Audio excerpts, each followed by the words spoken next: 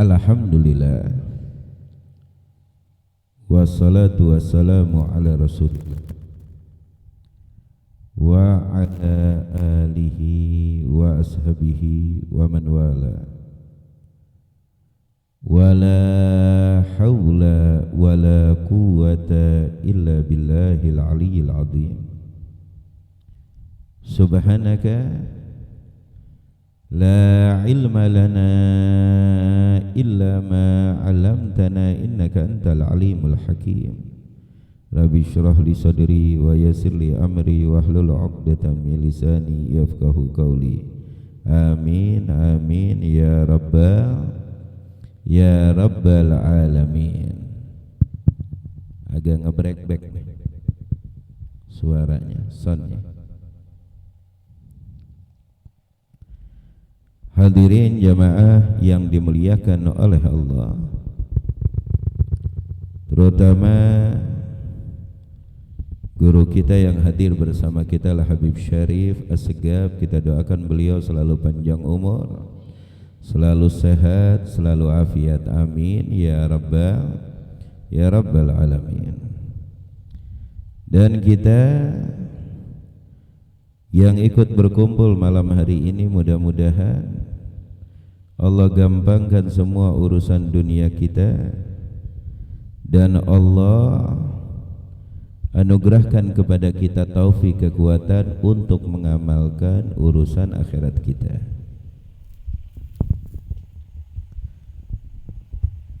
Dan kita bersyukur selalu kepada Allah daiman, karena Allah masih memberikan kepada kita keinginan yang mungkin jutaan hati manusia tidak Allah anugerahkan itu, yaitu keinginan untuk ta'lim, menuntut ilmu. Ketika keinginan tersebut timbul, lalu Allah berikan kepada kita taufik kekuatan untuk menghadiri majelis ilmu. Ketika dua hal tersebut Allah anugerahkan, tinggal bagaimana kita mempertahankannya. Maka alhamdulillah, mudah-mudahan selalu Allah berikan kepada kita taufik dan pula kekuatan untuk selalu menghadiri dan pula menuntut ilmu. Amin ya rabbal alamin. Pula kita doakan istri daripada guru kita Al Ustadz Hasan yang sekarang lagi sakit, dirawat di rumah sakit mana? Rumah sakit Pasar Rebo. Kita minta kepada Allah, mudah-mudahan Allah segera angkat penyakit istrinya yang tercinta dan Allah sehatkan dan Allah kembalikan dalam keadaan senang, bahagia, berjumpa kembali dan berkumpul dengan keluarganya. Amin ya rabbal alamin. Dan pula kita doakan mertua daripada guru kita lah Habib Hasan bin Hashim Al-Anggawi yang sekarang lagi sakit, dan pula ayah daripada anak santri kita Muhammad Al-Idrus. Mudah-mudahan Allah angkat penyakitnya, Allah sehatkan badannya, dan Allah kembalikan sempurna kembali sehingga bisa berkumpul bersama keluarganya. Amin ya rabbal alamin. Hadirin jamaah yang dimuliakan oleh Allah, malam hari ini ada beberapa fawaid yang insya Allah penting. Terlihatnya sepele tapi teramat penting, karena kita tahu bahwa hal yang wajib kita perhatikan di dalam hidup kita yaitu salat. Itu salah satu hal yang wajib paten. Jangan sampai kita meninggalkan salat 5 waktu, karena ini kewajiban mutlak bagi mereka yang beriman kepada Allah, beriman kepada baginda Nabi Muhammad sallallahu alaihi wasallam. Salat 5 waktu hal yang tidak ada alasan dan pula tidak ada udzur untuk ditinggalkan, mahmakan, yang artinya dalam keadaan apapun, dalam posisi apapun, dalam waktu apapun, dalam hari apapun, tidak ada alasan untuk meninggalkan sholat. Sampai di dalam syariat ada toleransi yang sangat luar biasa, tidak bisa berdiri duduk, tidak bisa duduk tidur, tidak bisa tidur pakai hati. Udah stroke misalnya semuanya pakai hati, pakai mata. Kalau mata masih bisa bergerak, pakai isyarat mata, istilgha. Muka kita yang menghadap kiblat, kaki dan muka kita menghadap kiblat. Maka gerakan dengan mata apabila kita ruku, apabila kita sujud, maka lebih tajam lagi. Kalau emang udah stroke semuanya, tinggal napas doang, pakai hati. Itu nggak ada alasan. Sholat tidak boleh kita tinggal, tidak ada alasan. Sampai apabila jasad ini sudah terbujur kaku, maka hati tersebut hal yang paling terakhir untuk melaksanakan sholat. Kalau emang badan tidak bisa, mata tidak bisa, hati tidak bisa, ya doain biar bobo cantik selama-lamanya berhadirin ya. Udah nggak ada harapan berarti itu. Nah, seperti kita diajarkan oleh baginda Nabi Muhammad, sallu kama ra'aitumuni usolli. Ini pelajaran yang begitu indah, dua contoh yang begitu luar biasa bagi kita selaku umatnya, bagaimana kita melaksanakan sholat sesuai apa yang diajarkan oleh baginda Nabi Muhammad. Kalau sesuai Nabi Muhammad tidak ada manusia yang bisa. Bahkan malaikatur rahman pun angkat tangan. Akan tetapi minimal sesuai yang diajarkan di dalam kitab-kitab fikih oleh para ulama kita. Kalau untuk seperti Nabi Muhammad, malaikat pun ampun, tidak pernah berdosa, tidak makan dan minum. Apalagi kita manusia yang penuh dengan nafsu, yang penuh dengan kerakusan, yang penuh dengan hubud dunia, kita tidak akan sampai untuk seperti baginda Nabi Muhammad sallallahu alaihi wasallam. Nah, salah satu untuk menyempurnakan sholat kita, bagaimana sholat kita diterima oleh Allah yang pertama, dan sholat kita berpahala yang sempurna, dan pula sholat kita diakhiri dengan baik. Tentu di dalam sholat tersebut kita wajib menjalankan hal-hal yang wajib, itu sudah tentu, kita wajib ketahui itu. Lalu yang kedua, dengan cara jangan sampai kau tinggalkan sunnah yang disunnahkan oleh baginda Nabi Muhammad. Tapi kau jangan lupakan yang ketiga. Ini terlihatnya kecil tapi teramat penting. Apa itu? Hal-hal yang dimakruhkan di dalam sholat. Ini terlihatnya hal yang sepele, akan tetapi ini teramat penting karena yang akan menentukan sholatmu sempurna atau tidak di hadapan Allah. Maka di sini ada kurang lebih 11 hal-hal yang dimakruhkan dalam sholat, itu banyak. Tapi poinnya di sini ada 11 hal yang dimakruhkan di dalam sholat. Apa artinya makruh? Apabila kau lakukan teramat dibenci oleh Allah. Apabila kau lakukan, kau tidak dosa, tapi teramat dibenci dan keluar dari afdoliyah kesempurnaan amal yang kau lakukan. Tapi apabila kau tinggalkan hal yang makruh tersebut, maka akan membuahkan suatu pahala dan pujian dari Allah, dan pula pujian dari baginda Nabi Muhammad sallallahu alaihi wasallam. Maka hal-hal makruh di dalam sholat itu teramat banyak. Cuma di sini ada beberapa poin, kurang lebih 10 sampai 11 poin yang perlu kita ketahui.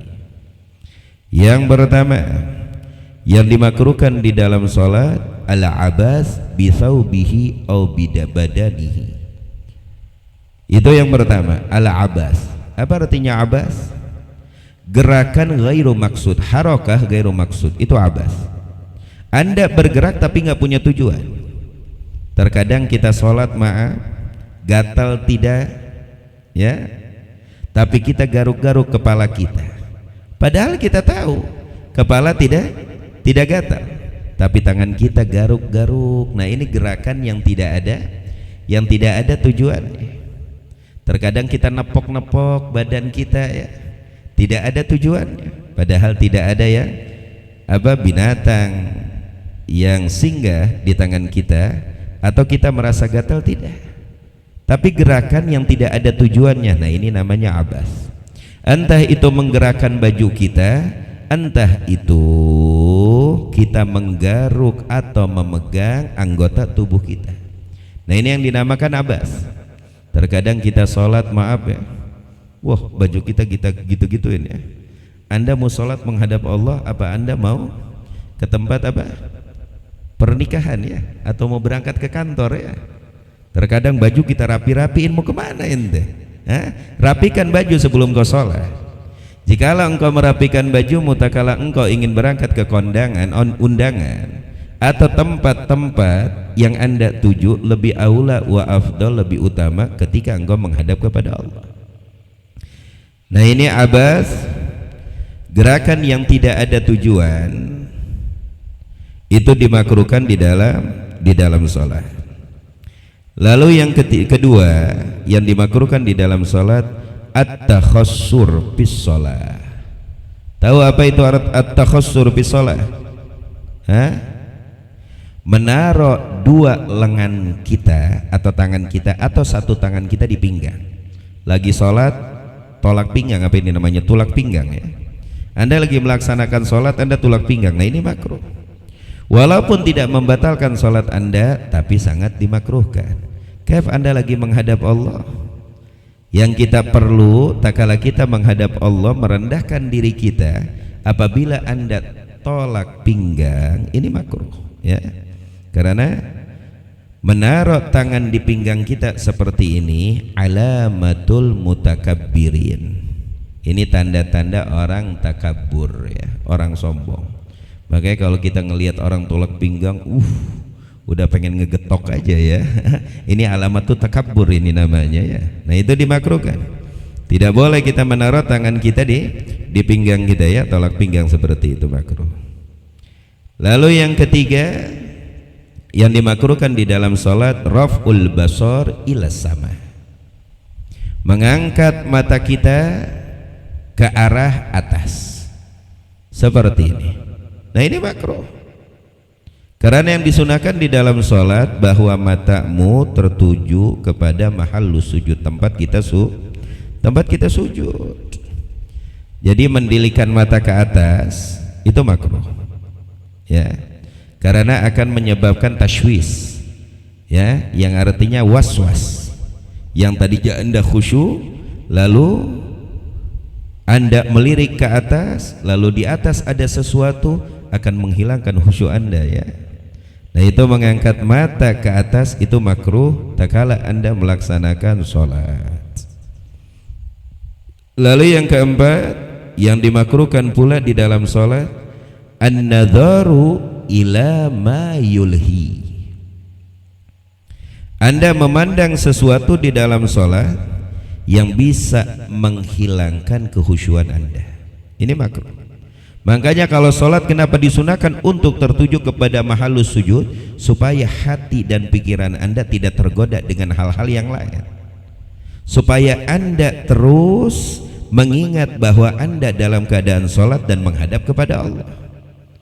Maka jangan sampai mata jelalatan ke kanan atau mata jelalatan ke kiri, awas.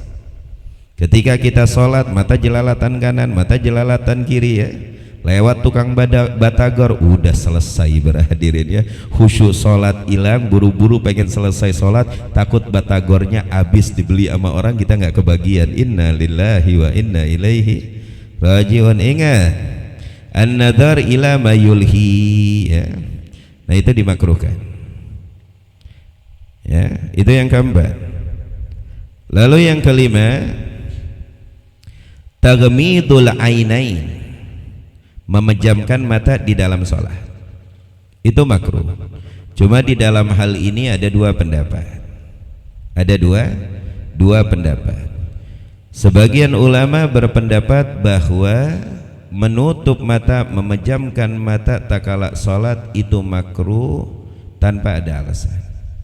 Sebagian ulama berkata tidak makruh. Dan di sini Al-Imam Ibnul Qayyim dan juga Al-Imam Ghazali, apabila beliau berpendapat, dua ulama tersebut berpendapat, apabila dengan memejamkan mata maka hatimu akan khusyuk, maka afdolnya pejamkan mata. Tapi kalau emang dengan membuka mata kau melihat ke tempat sujud, tapi kau tidak tergoda dengan apapun, maka lebih afdal. Ya, itu lebih afdal. Tapi kalau emang memejamkan mata kau lebih hadir dan khusyuk, maka itu diperbolehkan. Itu yang dipendapat dari Imam Ghazali dan juga Imam Ibnul Qayyim. Lalu yang keenam yang dimakruhkan pula di dalam salat, al-isyarah bil yadaini indas salam, memberi isyarat atau gerakan tangan dengan kedua tangan kita tatkala kita mengucapkan salam ke kanan atau salam ke kiri. Nah, itu makruh. Apa urusannya tangan Anda? Yang dianjurkan, disunahkan tatkala Anda mengucapkan salam, gerakan kepala Anda untuk melirik ke kanan dan pula untuk melirik ke kiri. Itu lirikan tersebut dengan kepala kita. Awas, pundak kita tidak boleh ikut-ikut.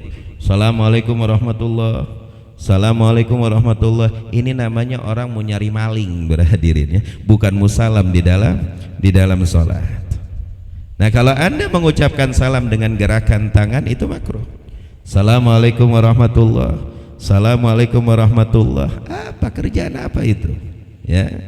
Nah, itu makruh. Cukup dengan gerakan kepala kita tayammun dan tayassur ke kanan dan pula ke kiri. Tidak boleh ada gerakan tangan, isyarat tangan, itu makruh. Karena Anda bukan dalam menjawab atau mengucapkan salam kepada seseorang yang Anda tuju di luar sholat. Apabila di luar sholat, ya Anda memberikan isyarat, itu lebih afdal ya, lebih terhormat lagi orang yang diucapkan salam oleh kita ya. Tapi di dalam sholat ingat, tidak boleh, makruh hukumnya memberikan isyarat. Jadi cukup dengan Assalamualaikum, lalu gerakan kepala Anda tayammun ke kanan dan gerakan kepala Anda ke kiri. Nah, itu yang keenam yang dimakruhkan. Lalu yang ketujuh pula yang dimakruhkan, yang sekarang lagi melanda kita nih. Karena sekarang kita berada di zaman manusia tidak mempunyai mulut. Benar? Kalau kita ngelihat zaman sekarang, udah beberapa tahun ini kita ngelihat manusia mata, telinga, jidat, pipi, hidung sama mulutnya sudah tidak kita kenal lagi, ompong kah, apa masih punya gigi kah, udah nggak ketahuan ya. Nah, apa itu? Yang ketujuh yang dimakruhkan, taghtiyatul fammi, menutup mulut. Ini makruh, menutup mulut tatkala Anda melaksanakan sholat, makruh, kecuali kalau emang hal darurah. Kalau emang ada hal darurah, emang Anda dalam keadaan sakit masalah, dan Anda takut sakit ini menularkan kepada orang-orang yang ada di kanan Anda atau di kiri Anda, maka hukum makruh tersebut gugur karena darurah. Atau Anda meyakinkan bahwa corona dan umi corona ini ada, masalah Anda yakin bahwa penyakit ini ada, lalu Anda waspada memakai masker menutup mulut kita dan hidung kita, nah itu pula menggugurkan hukum makruh. Apabila Anda meyakinkan bahwa penyakit ini ada dan penyakit ini menular, dan apabila Anda sholat menutup mulut Anda, gugur makruhnya. Tapi kalau tidak ada sebab apapun, benda apapun yang menutup mulut kita tatkala kita sholat, hukumnya makruh. Jelas ya, hukumnya makruh. Lalu yang kedelapan yang dimakruhkan, nah ini juga penting nih, yang kedelapan yang dimakruhkan, as-salatu bihadratit ta'am, sholat berhadapan dengan makanan, atau sholat di waktu yang dimana makanan sudah terhidang. Paham apa tidak? Sholat menghadap makanan atau sholat di waktu yang dimana makanan sudah terhidang. Nah ini makruh, awas hati-hati. Anda sholat menghadap makanan, kebetulan makanan tersebut ayam bakar, inna lillahi wa inna ilaihi raji'un. Boro-boro Anda akan ikat neraka, boro-boro Anda akan ingat surga. Yang ada Anda terkecoh dengan makanan tersebut. Ya, makanya di dalam riwayat Nabi riwayatkan, apabila telah disodorkan kepada Anda waktu isya dan asya, ya, yaitu makan malam, maka makanlah malam terlebih dahulu, lalu kau laksanakan sholat isya. Supaya apa? Supaya hilang godaan-godaan, was-was di dalam hati kita, supaya pikiran kita tidak mengingat makanan yang ada. Kalau kita langsung sholat perut dalam keadaan belebak, Allahu Akbar, sudah berpikir yang tidak enggak di kepala kita atau di hati kita, sholat mah sholat, takbir mah takbir, ruku mah ruku, tapi ruhnya sudah duduk di meja makan berhadirin, ya. Makanya makruh. Kalau emang masalah di rumah kita ternyata kita ingin melaksanakan sholat dan istri kita sudah menghidangkan makanan, sudah terhidang, tinggal siap saji, maka utamakan makan terlebih dahulu, hanya membutuhkan beberapa menit, ya.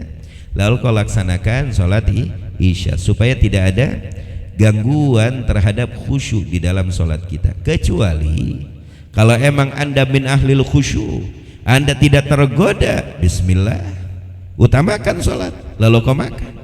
Cuma ini ya Allah luar biasa, ya. Kalau ada orang seperti itu hebat, ya, di zaman sekarang, Masya Allah. Terkadang sama untung 50.000 aja, ya, khusyuk udah terbang kemana-mana, ya. Khusyuk ke Gambir, sholat lagi ke Senen berhadirin, ya. Hakada.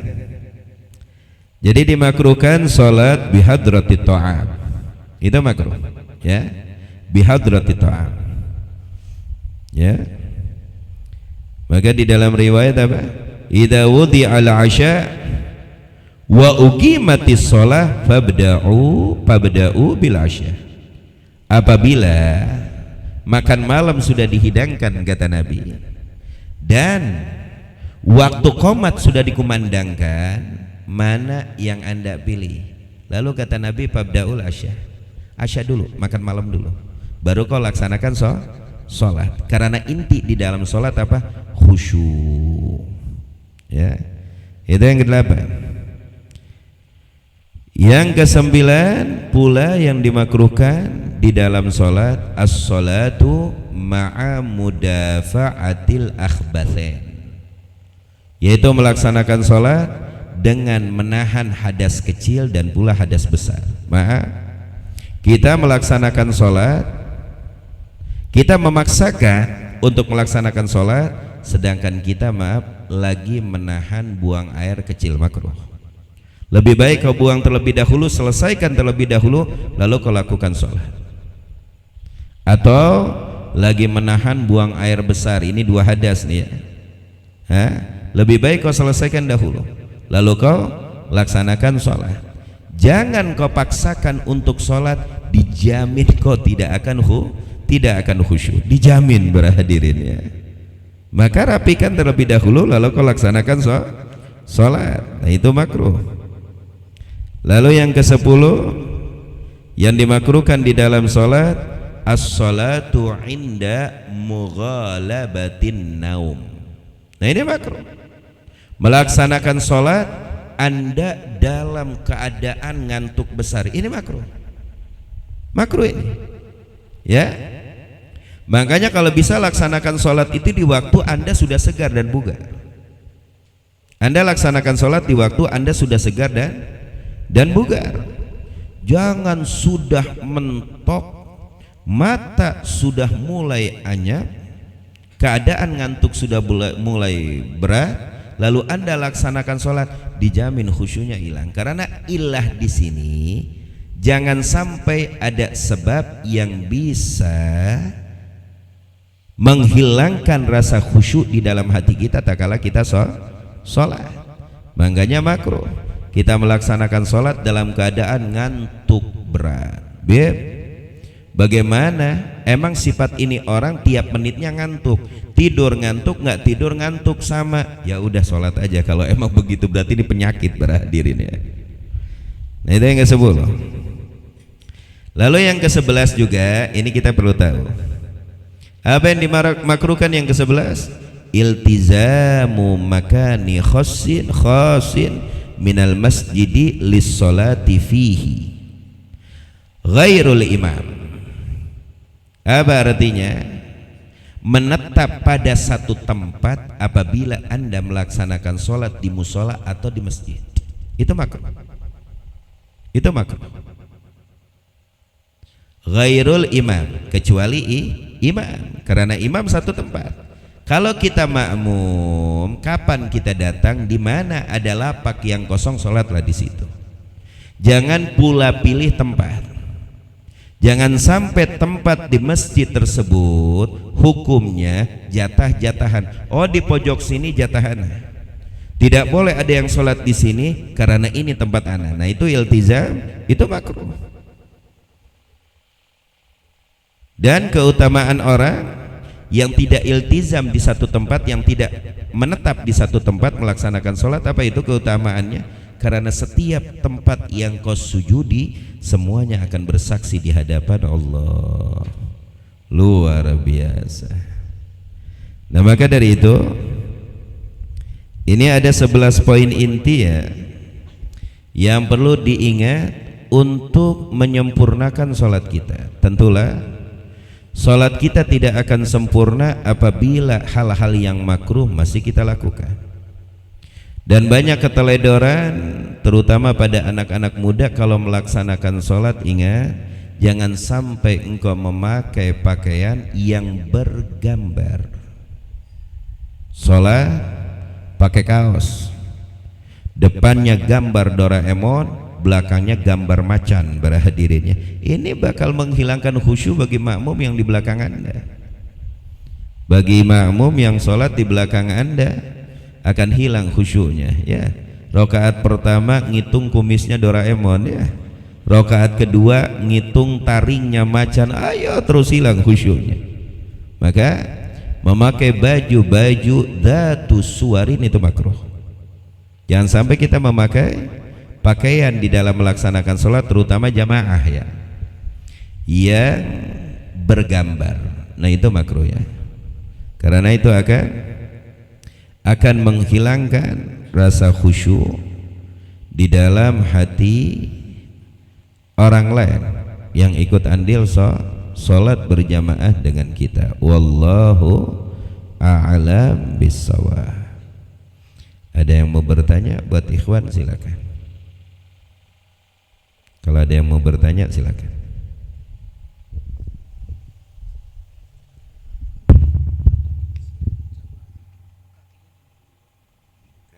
Kaki ini maksudnya jari-jari kaki.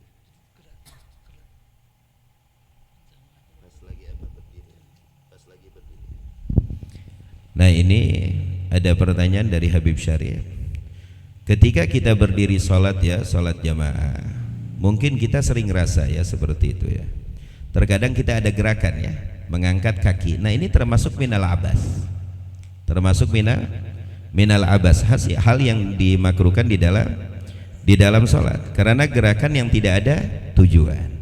Kecuali emang Anda merasa tidak enak kaki ini, boleh Anda menggeser untuk merasakan keadaan lebih enak kaki kita supaya tidak terbawa dengan menghilangkan rasa khusyuk yang ada di dalam sholat kita ya. Tapi kalau emang gerakan tersebut tidak ada maksud, tidak ada tujuan, maka termasuk di dalam kategori abas ya, kategori abas hakada. Nah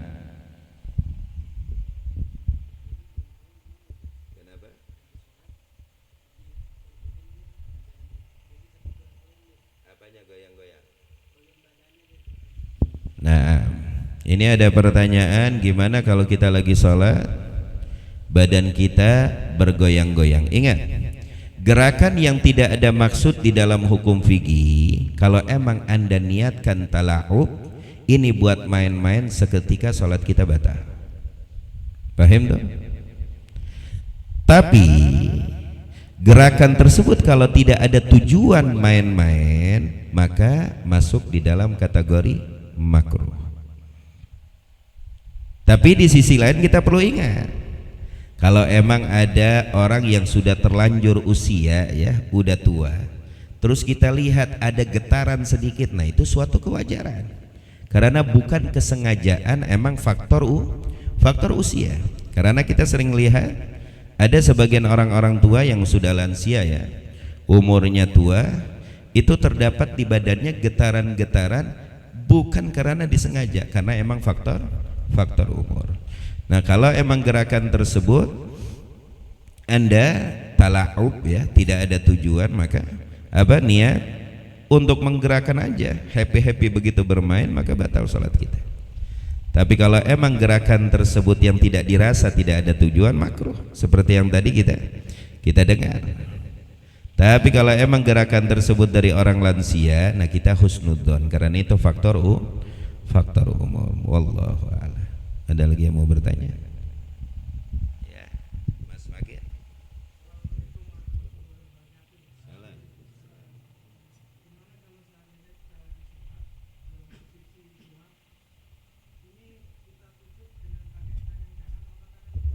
Nah, ini ada pertanyaan, bagaimana ketika kita sholat lalu kita nguap?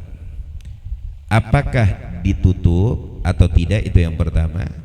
Lalu yang kedua, bagaimana cara menutupnya, dengan perut telapak tangan kita atau punggung telapak tangan kita, depan atau belakang telapak tangan kita? Maka yang pertama, apabila kita nguap di dalam sholat, maka dianjurkan untuk ditutup. Jadi hukum sunnah menutup mulut takala nguap di dalam sholat tetap kita dapatkan. Kenapa? Karena supaya tidak ada dampak idza, yang artinya mengganggu kanan kiri, karena mulut dengan perut kita, maaf, itu tempat yang kotor, tempat yang mengeluarkan aroma yang tidak bagus. Lalu bagaimana cara yang sunnah? Cara yang sunnah sebenarnya menutup mulut itu sunnah, udah dapat sunnah. Mau anda begini, mau anda begini. Cuma afdaliyah, yang paling utamanya yang diajarkan oleh baginda Nabi Muhammad, maka ditutuplah dengan punggung telapak tangan kita di dalam sholat maupun di luar sholat. Kalau kita nguap, maka tutup seperti ini. Bagaimana kalau seperti ini? Sunahnya tetap dapat. Cuma afdaliyahnya ditutupnya dengan punggung telapak tangan kita. Kenapa? Untuk tangan kanan dan tangan kiri yang saya tahu itu tidak ada penjelasannya, ya tidak ada penjelasannya, itu yang saya tahu. Cuma boleh dimurojaah lagi, ntar saya kaji lagi. Cuma kalau untuk terlihat keadaannya, ya tangan kiri. Segala sesuatu yang lebih tertujuan kepada maaf, hal-hal yang kotor atau hal-hal yang bau, maka tertuju kepada kiri.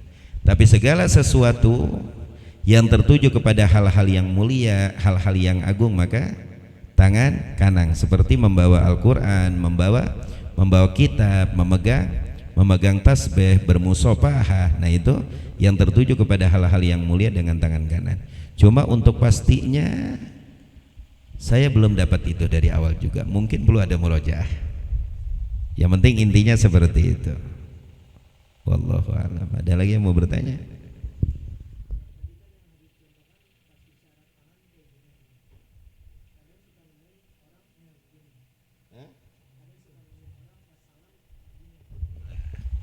Nah, ini ada teman kita yang bertanya, tadi yang dimakruhkan di dalam sholat ini mengucapkan salam dengan menambahkan isyarat tangan.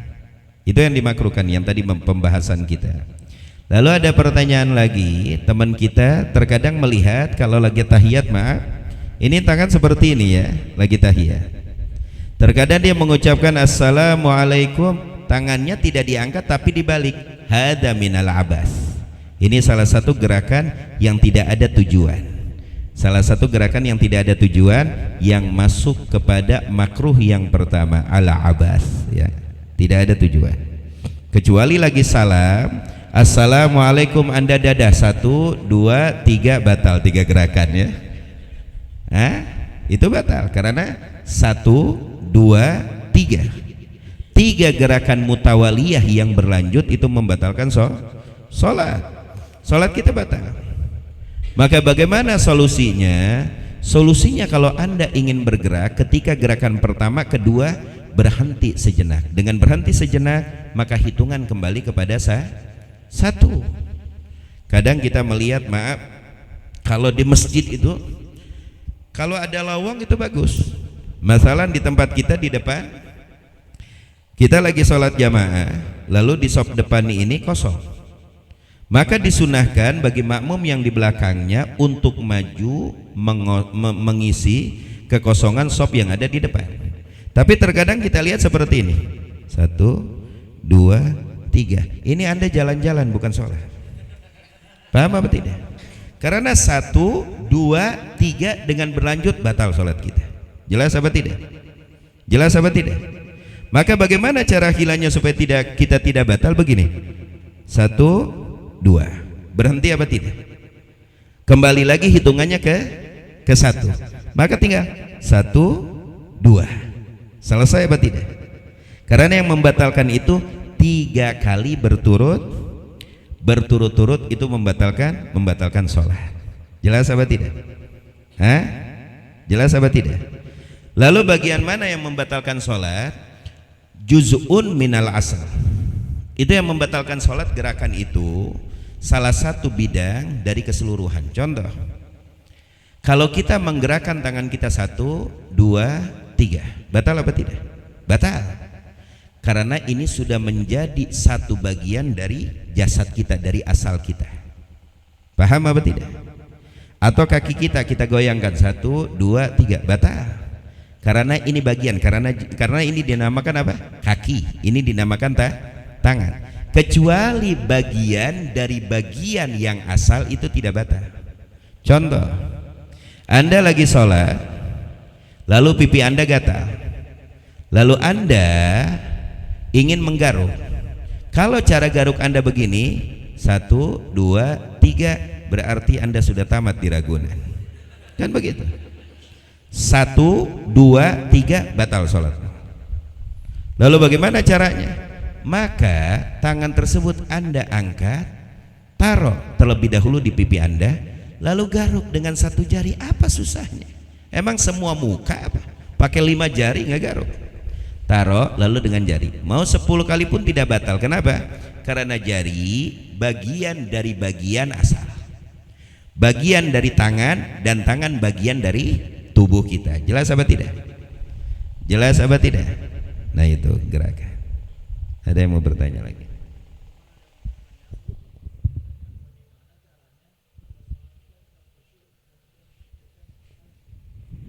Bagaimana caranya agar sholat kita tetap khusyuk dan tidak memikirkan hal-hal yang tidak perlu?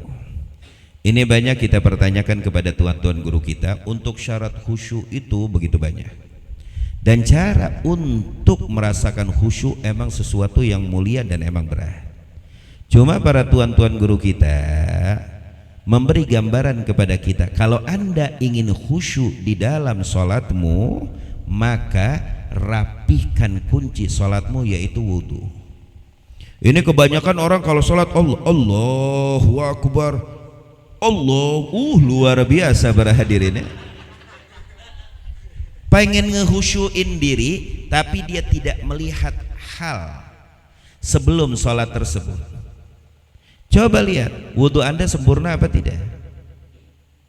Cuci mukanya sempurna apa tidak? Wudhu Anda sesuai sunnah apa tidak? Wudhu Anda terjauh dari makruh apa tidak? Anda wudhu hanya sekedar wudhu sahaja, apa benar-benar tak kala Anda wudhu Anda tahu Anda dalam keadaan bersuci untuk menghadap Allah? Kalau emang poin yang pertamanya saja sudah tidak beres, dijamin kesononya tidak akan beres. Ini buat kita orang-orang awam. Kalau kita sampaikan untuk menghadirkan, maka ingatlah tak kala kita bertakbir Allahu Akbar, ingat Allah Maha Besar. Tiada yang lebih besar dari Allah. Dialah yang mencipta. Susah masuknya para hadirin. Maka poin pertama, kunci pertama, sahih wudu'ak, sempurnakan dulu wudu'mu, maka itu insya Allah akan mengalir khusyuk di dalam sholatmu. Makanya Imam Ali Zainal Abidin, cucu baginda Nabi Muhammad, kalau setiap wudu ihmarra wajhah, wudu lah, bukan pas sholat tapi pas wudu, itu mukanya yang putih, yang gagah. Kalau sudah mau melaksanakan wudu, merah semua mukanya. Lalu ditanya, ya imam, kenapa setiap aku melihat kau ingin melaksanakan wudu, wajahmu berubah yang tadinya putih seperti berlian memerah? Jawabannya cuma satu, ata'arif bena yadaiman agung, apakah engkau tahu setelah ini aku akan menghadap dan berdiri di hadapan siapa? Apakah engkau tahu setelah ini aku akan berdiri dan berhadapan dengan siapa? Allah Dzul Jalali wal Ikram. Maka itu yang sering guru-guru kita menasihatkan, tidak panjang lebar, sempurnakan dulu wudhu kita, insya Allah akan mengalir khusyuk tersebut kepada sholat kita, ya. Makanya sebelum sholat beresin dulu utang, beresin, ya, urusan dapur beresin, ya, insya Allah sholatnya khusyuk. Ini utang kreditan masih numpuk, ya, bini minta belanja masih belum dibelanjain, ya, apalagi anak ngejerit susu habis, waduh, ya, apalagi kita punya urusan sama orang lain, waduh, nggak bakal khusyuk para hadirin, ya. Dan salah satu cara yang khusyuk, jaga mata, itu salah satu kunci untuk mendapatkan kekhusyuan, karena mata ini apa, CCTV, dan otak ini rekaman. Apa yang kita lihat dari pagi belum tentu hilang sampai malam, jelas apa tidak? Bahkan bisa berhari-hari, bahkan bisa berbulan-bulan, ya. Maka jaga mata kita. Wallahu a'lam. Ada lagi? Satu lagi kalau emang ada.